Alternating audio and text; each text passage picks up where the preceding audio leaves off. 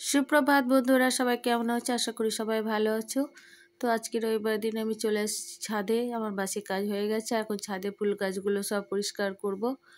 আর দেখো আমি চলে এসেছি এখন।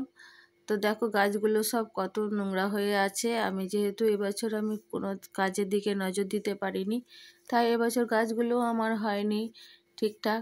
তো আজকে এখন একটা ছুটির দিন, আজকে একটু সময় আছে, তার জন্য দেখি গাছগুলো পরিষ্কার করি আর কিছু গাছ ফুলের গাছ নিয়ে আসবো, দিয়ে লাগাবো। তো আমি এখন টবগুলো সব নিয়ে এসেছি বের করে। আর কত ঘাস দেখো, কিছু টবের মাটি আমি আজ এনে নিয়েছি। আর এখন এই গাছগুলো সব পরিষ্কার করব, তারপর ফুলের চারা নিয়ে আসবো এবং লাগাবো ফুলের চারাগুলো।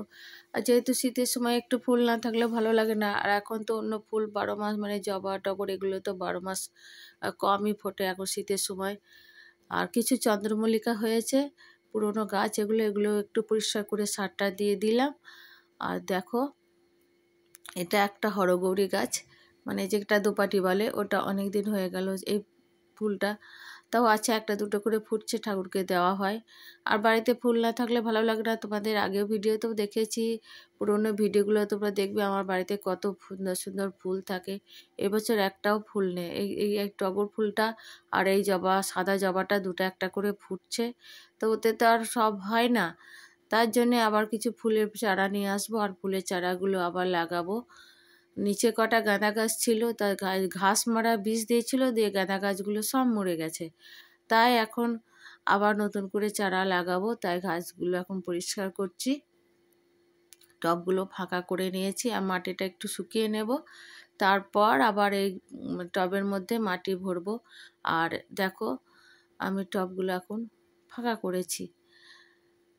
আর এই যে দেখছো মাটির টবগুলো না, এগুলো অনেক দিনের আমার এই টবগুলো, প্রায় 10 বছরে 15 বছর হয়ে গেল। কিন্তু আর যে প্লাস্টিকের টবগুলো এখন নতুন, কিন্তু প্লাস্টিকের টবগুলো 1 বছরের মধ্যেই সব নষ্ট হয়ে যায়।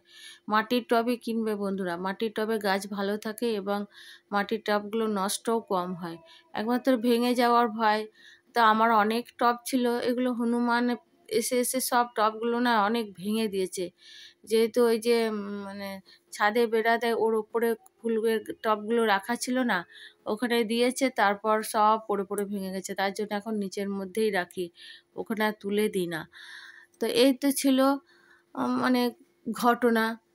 এখন দেখো ঘটনাই বলা হচ্ছে, মানে হনুমানের ঘটনা। তা এবার আমি ছাদের গাছগুলো সব মাটিগুলো ভরে নিয়েছি, পরিষ্কার করে মাটিগুলো এখন কিছুটা সাজিয়ে নিয়েছি।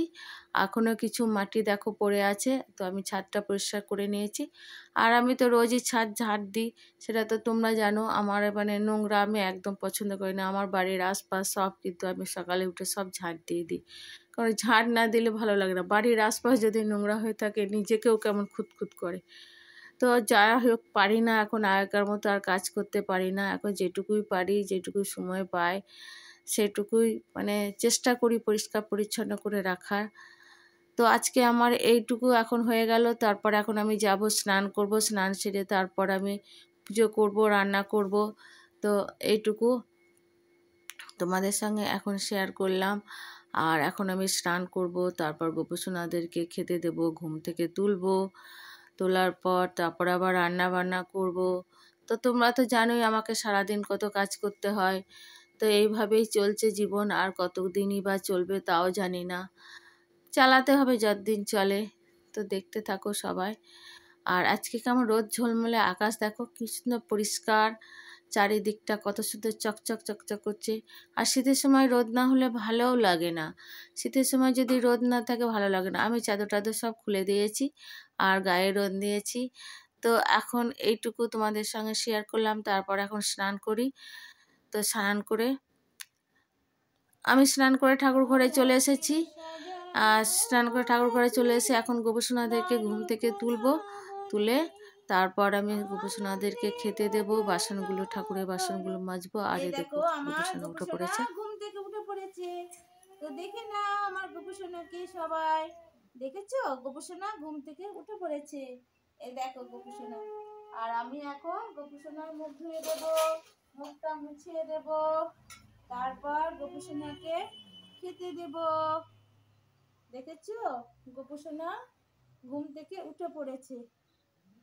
এই দেখো, দেখেছো আমার গপু সোনা ঘুম থেকে উঠে পড়েছে, দেখো।